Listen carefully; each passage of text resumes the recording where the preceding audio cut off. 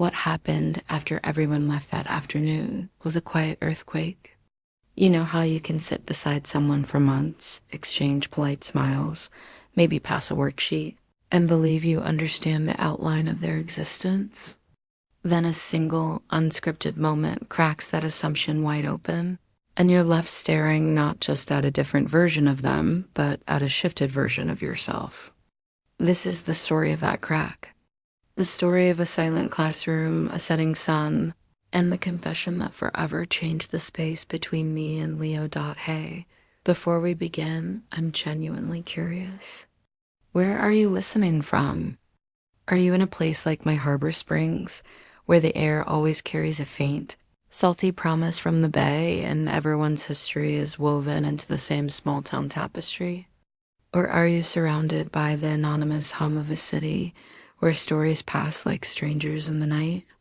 Wherever you are, I'm certain there's a spot you've walked past 1,000 times: a park bench, a corner store, a stretch of fence that was just background noise until one day, a conversation or a glance transformed it into a landmark of your personal map. That's what room 214 became for me. It was late May in Harbor Springs. The last week of the semester hung in the air, thick and expectant. The world outside our classroom windows was a vibrant green, itching for summer. Inside, it smelled of decades: old paper, lemon-scented wood polish, and the ever-present, faintly bitter aroma of coffee drifting from the teacher's lounge. I was shoving half-hearted notes into my bag, mentally already on the boardwalk, when I realized I wasn't alone. Leo was still at his desk. This wasn't entirely unusual. Leo was in a quiet orbit in the back of the room. He was the one who observed discussions with a thoughtful frown, who scribbled in a marbled notebook instead of on loose leaf, who spoke only when called upon, and even then, with careful, measured words. He was a silhouette to me, recognizable but undefined. The final bell's echo had died, and the frantic shuffle of departing students had faded down the linoleum hallway. I slung my bag over my shoulder, my hand on the cool metal door handle, but a flicker of something, curiosity, or perhaps just the unusual silence, made me pause. Leo? My voice sounded too loud in the empty room. You okay? He looked up slowly, as if surfacing from deep water. For a second, his gray eyes were unfocused, distant. Then a flicker. A small, tentative smile that didn't quite reach his eyes, but softened the sharp line of his jaw. Yeah, just thinking, he said, his voice softer than I'd ever heard it. It had a textured quality, like worn denim.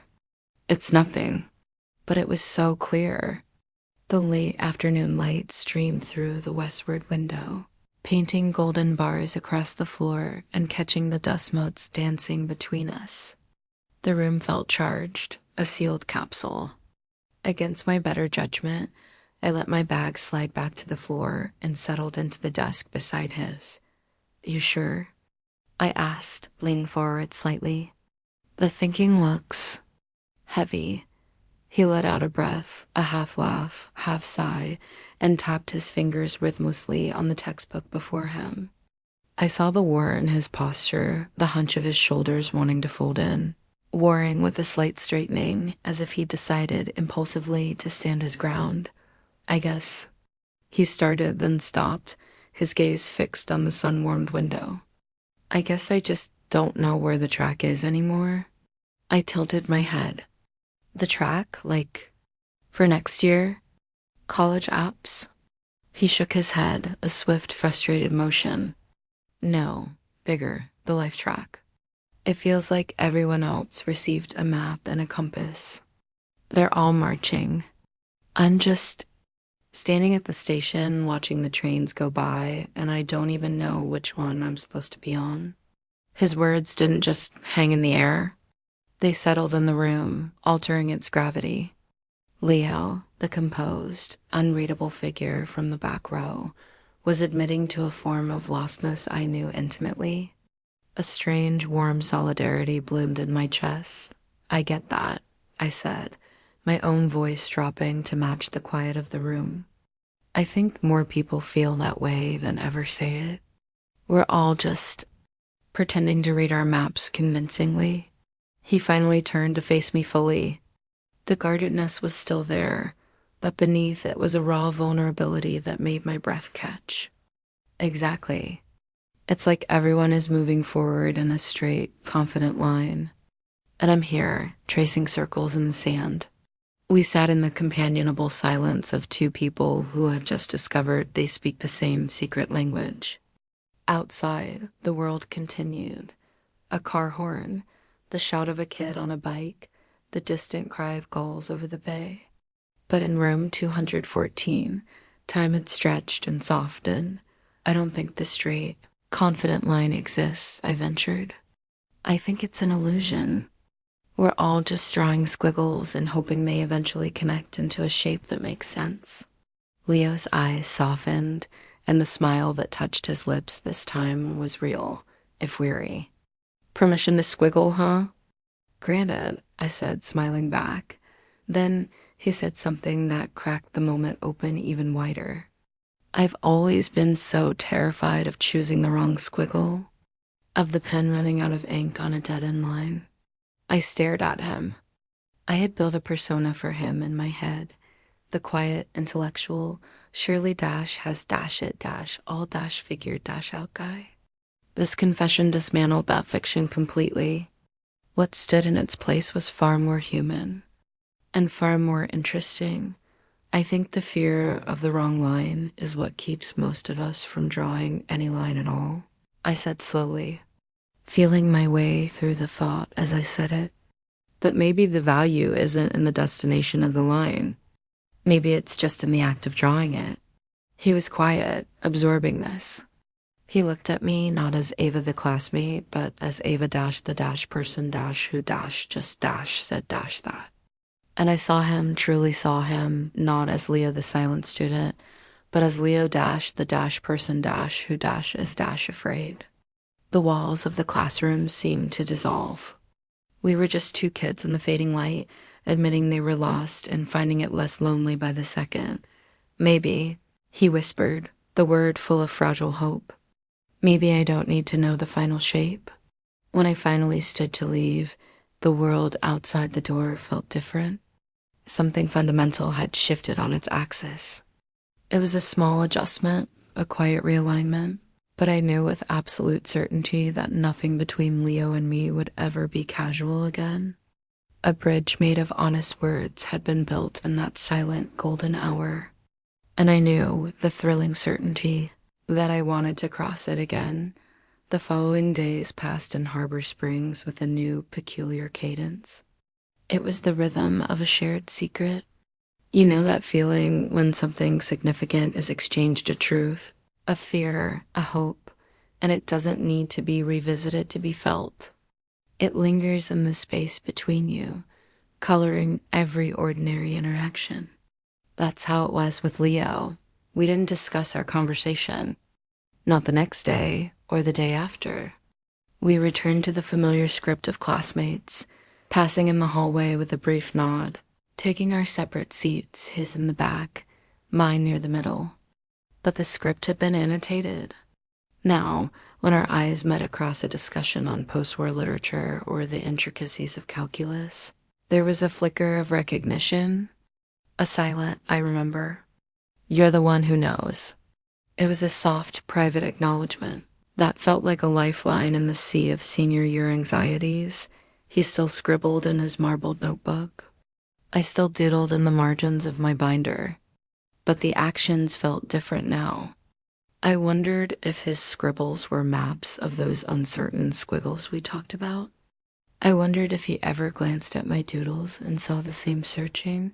About a week after the classroom, I lingered again after the final bell.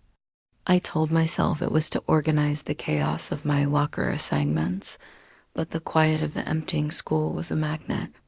The usual sounds, slamming lockers, laughter, squeaking sneakers, faded, leaving only the hum of the fluorescent lights and the distant, rhythmic crash of waves from the bay. a constant bass note to life in Harbor Springs. I was shuffling papers at my desk when I felt a presence at the doorway. I didn't need to look up. Ava. His voice was the same quiet, textured, but it carried a new weight now, a specific gravity that pulled my gaze to his. He stood just inside the room, hands buried in the pockets of his faded olive green jacket. His expression was unreadable, but the air around us tightened, charged with the unspoken continuation of our last talk. "Hey," I said, willing my voice to sound casual. "Forgot something?" "No." He shifted his weight. "Can we talk?" The simple question sent a flutter through my stomach. This was an active choice, stepping onto the bridge we'd built. I nodded, moving to sit at a desk by the window, the one that overlooked the old oak tree in the courtyard. He followed, sitting K-corner to me. The late afternoon sun, weaker today behind a haze of coastal fog, cast the room in a soft silver gray light. The silence stretched, comfortable yet pregnant. We listened to the distant gulls and the sigh of the wind off the water. "I've been thinking," he began, his gaze fixed on his hands, which were now resting on the desk. "About what you said. About the value being in the act of drawing the line, not where it ends up." "Yeah," I prompted gently, my heart doing a slow, heavy beat. He ran a hand through his dark, unruly hair, a gesture of familiar frustration. "It makes sense, intellectually. But I guess I didn't feel it until recently." He sighed, and the sound was weary, older than 19. "I had this plan, you know? A good, solid Harbor Springs approved plan. College, a practical major, a stable career path. It was a straight line. But lately the line just feels drawn in the wrong color, on the wrong paper." I stayed quiet, giving him the space to unravel the thought. This was deeper than general anxiety. This was about the skeleton of a future he built for himself.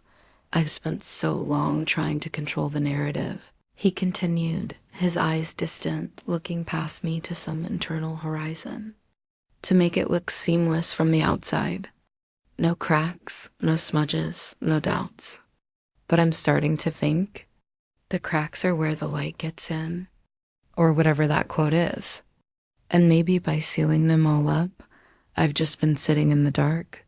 His honesty was so stark, so vulnerable, it felt like a physical thing in the room between us.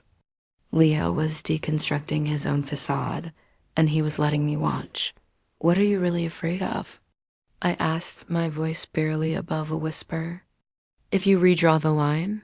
He met my eyes then, and the full force of his uncertainty was laid bare. It was terrifying and beautiful. "I'm afraid that if I admit I don't want the straight line, the whole page will tear. That I'll be left with nothing. No plan, no identity, just blank space. And what if I can't draw anything good on it?" My heart ached for him. I saw the meticulous, careful boy who'd built a life on shoulds, terrified of the creative chaos of coulds. "I get that fear," I said, choosing my words like stepping stones across a stream. "The blank page is the scariest thing in the world. But Leo, the page isn't blank. You're already on it. Your curiosity, your observations, the way you think deeply about things, that's all already drawn. You don't start from zero. You start from you." I took a breath. "And you don't have to be perfect to be enough. You just have to be in motion." He stared at me, absorbing this. The silver light from the window softened the sharp angles of his face. For a long moment, he just breathed, as if letting go of a breath he'd been holding for years. "Maybe," he said slowly, the word tentative, "maybe it's okay for the page to have empty corners, for the line to have gaps. Maybe the gaps are where you take a breath," I offered. A real slow smile finally spread across his face. It transformed him entirely, lighting up his gray eyes from within. It wasn't the hesitant flicker from before. It was a sunrise. "Yeah, maybe they are." The tightness in the room dissolved. replaced by a profound, warm relief. We had just shared something sacred, not answers, but the courage to question. The bell for after-school activities chimed faintly down the hall, a reminder of the world outside our capsule. "Thanks for listening," he said, his voice warm with a gratitude that made my cheeks feel warm. "It's easier not carrying it alone." "Anytime," I said, meaning it with every fiber of my being. "That's what the bridge is for." He gave a soft chuckle at my metaphor. We stood together, gathering our things. As we walked out of room 214, the hallway no longer felt like just a passage between classes. It felt like a connector between two newly discovered territories. The world outside still held its uncertainties, the fog over the bay, the unknown of the coming summer, the vast after graduation that loomed for us all. But the daunting weight of it had lessened. Distributed now across two sets of shoulders, I realized, walking beside him, that the scariest part wasn't the unknown future. It was the lonely, silent wrestling with it. And we had just broken the silence. The final week of school in Harbor Springs descended like a swift, glittering tide. Everything accelerated: finals, yearbook signings, the frantic packing up of 4 years of locker debris. The air crackled with a chaotic energy that was equal parts exhaustion and elation. Amidst the whirlwind, my quiet moments with Leo became my anchor, a still point in the turning world. We'd settled into a comfortable, unspoken ritual. It wasn't a formal arrangement, just a gravitational pull. After the last period, one of us would linger, and the other would naturally follow. We'd end up on the front steps of the school, or on a bench overlooking the marina, or sometimes just walking the long way home. Where the streets gave way to the path along the bluffs, our conversations meandered like the coastal path itself. We talked about inconsequential things: the bizarre mural in the post office, the best clam chowder in town, a fiercely debated topic, the mysterious person who kept leaving perfectly stacked rock towers on the beach. We talked about bigger things too, the books that had shaped us, the constellations we could never quite identify, the strange, hollow feeling of preparing to leave a place you've spent a lifetime learning to call home. There were no more earth-shattering confessions, no heavy emotional excavations. It was better than that. It was the practice of simply being alongside someone without performance or pressure. We were learning the language of comfortable silence, the grammar of a shared gaze. It felt like we were quietly co-authoring a new gentle story for ourselves, one where uncertainty wasn't a flaw, but the setting. But as graduation drew near, the air changed. A new tension threaded through our easy companionship. It wasn't the anxious fear from before. It was a taut, sweet anticipation, like the moment before a wave crashes. Something was gathering between us, something significant waiting for its cue. I could feel it in the way a casual conversation about summer plans would suddenly trail off, leaving a charged silence. I could see it in the way he'd sometimes just look at me, his thoughtful expression deepening into something more profound, more searching. One such afternoon, after a particularly mind-numbing lecture on civic responsibility, I escaped to the front steps. The sun was a ripe apricot, dipping toward the horizon and painting the sky in strokes of violet and gold. The salt-tinged breeze was cool, carrying the rhythmic sigh of the ocean. I sat, letting the stone seep warmth into me. Scrolling absently through my phone, footsteps sounded on the concrete behind me. I knew the cadence. "Mind if I join you?" Leo's voice was a familiar comfort. "Saved you a spot," I said, shifting over. He sat close enough that our sleeves almost brushed. "Didn't think I'd see you out here," I offered, tucking my phone away. He shrugged, leaning back on his elbows. The golden light gilded his profile. I needed to breathe. "It's all getting a bit loud in there."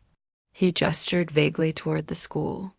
The relaxed slope of his shoulders was new, The constantly knotted tension he used to carry was gone, replaced by a weary but genuine ease.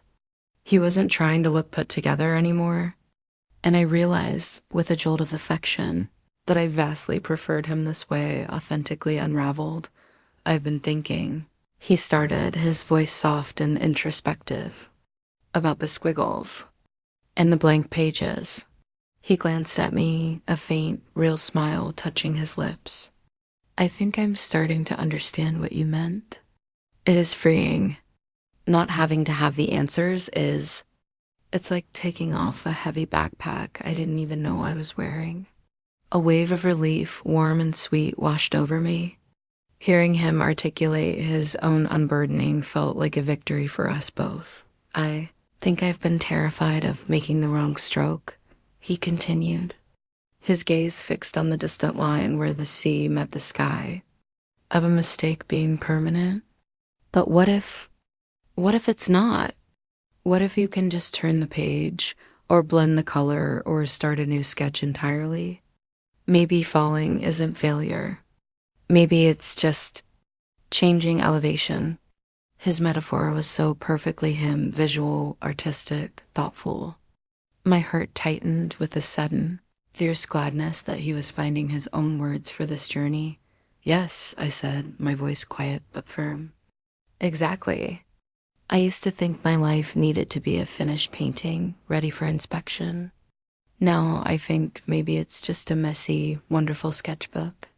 And the messy parts are where all life is. He turned his head to look at me fully, his gray eyes holding mine in the golden light. For a suspended moment, the world narrowed to the space between us, charged with a profound understanding. It was a silence that didn't need filling. It was its own complete sentence. It's funny, he said after a while, his voice barely above a whisper. How quickly a perspective can shift. I spent years building a dam against the uncertainty. Now I think I just want to learn how to sail on it. I laughed softly, the sound blending with the cry of a distant gull. I'll be learning right beside you. I don't have my sea legs either. He smiled, and this time it was a full, genuine sunrise of a smile that crinkled the corners of his eyes. Good. I'd hate to be the only one getting seasick. We sat there until the sun dipped halfway below the horizon, setting the bay on fire. The comfortable silence returned, but it was different now, infused with a new, hopeful certainty. We weren't just two lost kids anymore. We were two navigators agreeing to trust the compass of the present, even if the map was yet to be drawn. As the light began to fade to twilight, he shifted, pulling his jacket tighter. I'm glad we talked that first day, he said, his tone sincere. I've been holding a lot in for a long time. It's nice not to have to. Me too, I said, meaning it more than I could express. It's nice to have a fellow cartographer for the uncharted territories. The distant bell rang, signaling the end of some after-school activity. The world began to stir again, cars pulling out of the lot, a group of students laughing their way down the street. But for that perfect golden hour on the steps, the world had slowed just for us, allowing us to cement a silent pact. We would face the looming unknown not with rigid plans, but with a shared, flexible courage. We stood to leave. As we turned to walk in our usual, separate directions, a new kind of understanding hummed in the air between us. It was solid. It was real. See you tomorrow, Ava, he said, his gaze holding mine for a beat longer than necessary. See you tomorrow, Leo. I walked home with a taste of salt on my lips and a strange, buoyant feeling in my chest. The future was still a vast, foggy expanse, but I was no longer staring into it alone. We had built a small, sturdy boat of understanding in the harbor of our friendship. And for the first time, the idea of setting sail didn't feel terrifying. It felt like the beginning of the only adventure that truly mattered. Graduation morning in Harbor Springs dawned not with a bang, but with a clear, crystalline quiet. The kind of quiet that feels like the world is holding its breath. Sunlight sharp and promising, glittered on the bay, turning the water into a sheet of crumpled blue foil. The air was cool and carried the clean, green scent of cut grass from the football field where a stage had been erected. It was a perfect coastal postcard of an ending and a beginning. The campus was a swirl of controlled chaos. Proud families with cameras swarmed like cheerful ants. My classmates, transformed in caps and gowns of maroon and white, looked both thrillingly adult and achingly young. Laughter was too loud, hugs were too tight, everything was heightened. Saturated with the significance of the day, I stood in the buzzing line of graduates, trying to smooth the nervous flutter in my stomach, exchanging predictable jokes about freedom and finality with friends. My eyes, however, kept scanning the crowd. I found him by the old brass bell near the library, a spot away from the main throng. Leo stood with his hands in the pockets of his gown, looking out over the gathering crowd, not with anxiety, but with a calm, observational stillness. The last time I'd seen him, he seemed at peace with our pact of uncertainty. Today, that peace was still there, but layered over it was something else. A quiet intensity, a focus as if he were steeling himself for a specific, personal launch. Excusing myself, I wove through the sea of maroon until I reached him. The noise faded into a background hum. "Hey," I said, coming to stand beside him at the railing. He turned, and the focused intensity softened to a warmth that felt like a physical touch in the spring air. "Hey, you okay?" "I think so," I said, and it was mostly true. "You?" He gave a small, knowing smile. "Yeah, I'm good." But his eyes held a story he wasn't yet telling. We stood in companionable silence for a moment, watching the pageant of our past 4 years unfold below us. The chatter, the tears, the last-minute fixes to caps. It was all so profoundly strange. We'd spent over 1,000 days waiting for this moment, and now that it was here, it felt oddly weightless, like a beautifully wrapped box that might be empty inside. It's strange, isn't it? I finally said, my voice quiet. This moment, it doesn't feel like a threshold. It just feels like another afternoon, just with better outfits and more photographers. Leo chuckled, a low, soft sound. Yeah, I know what you mean. You expect fanfare, a definitive click. But it's more of a slow fade into the next scene. He looked at me, his gray eyes serious. You ever wonder if we're actually ready for whatever the next scene is? I considered it, watching a seagull ride the thermal currents over the bay.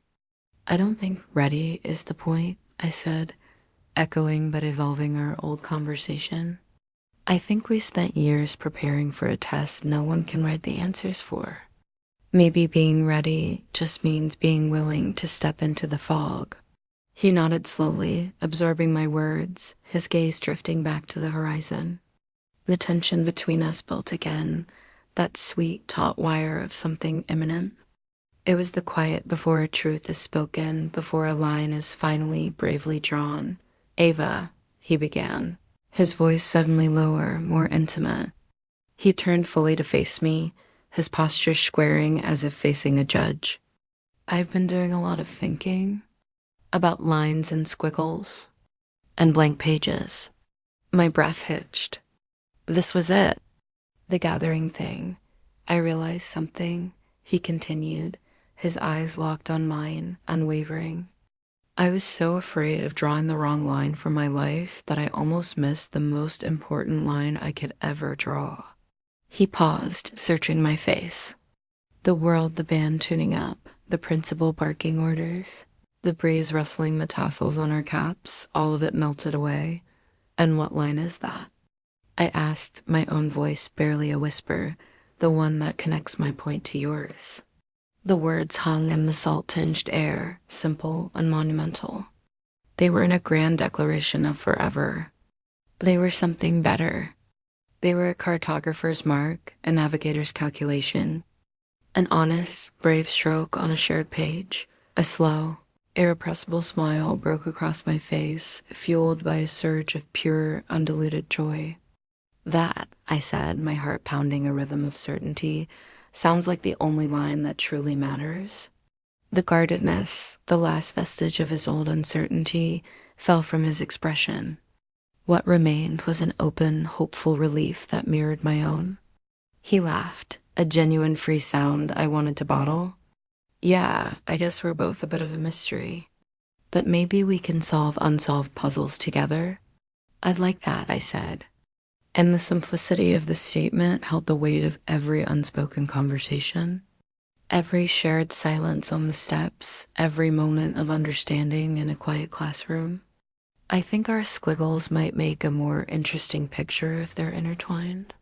The crowd began to move, a slow river of maroon flowing toward the rows of chairs on the field. The ceremony was beginning. We were out of time for this private audience. He looked at me, his eyes steady and clear. "Are you ready?" he asked. It wasn't about graduation anymore.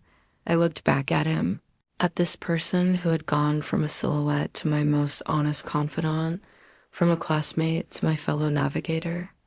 I thought of the uncertainty ahead, the foggy coasts we'd have to chart. But I knew, with a bone-deep certainty, that the scariest part, the lonely wrestling with the unknown, was over.